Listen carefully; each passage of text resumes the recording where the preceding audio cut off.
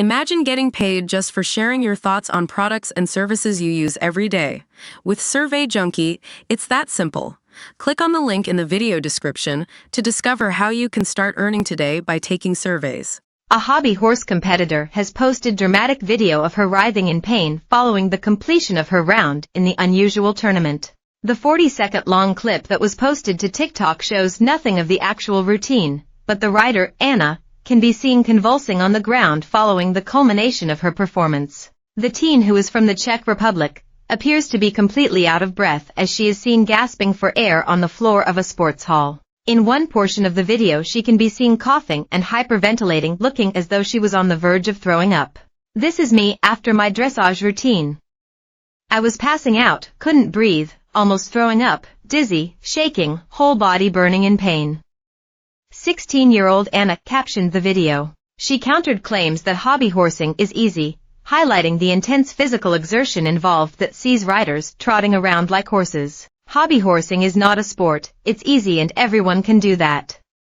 "Oh yeah," Anna asks on her TikTok, in a clapback at critics. "Yeah, it looks easy, but this is reality, smiley face," she responds. Anna has posted a series of videos of her hobby horsing around in the last week, one of which appeared to show her winning a national championship, but the comments have not been kind.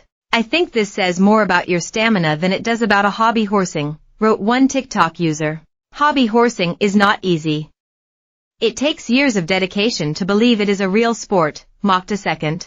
"Hobby horsing? When I was a kid we called it playing," added another. The hobby horsing craze has been around for a number of years and sees mainly teenage girls riding around on pretend animals and competing in contests. The tournaments have coaches and judges, with the participants obliged to abide by the rules of horse riding competitions. Like a real horse and its rider, the hobby horse and its master form a team and become attached to one another. The sport also simulates traditional equestrian events such as dressage and show jumping. Some actual horse riders may look down on hobby horsing as a childlike pastime and not suitable for anyone aged over 10, but Fred Sundwall, the Secretary General of the Equestrian Federation of Finland, disagrees. "We think it's simply wonderful that hobby horsing has become a phenomenon and so popular," Sundwall said during a 2017 interview.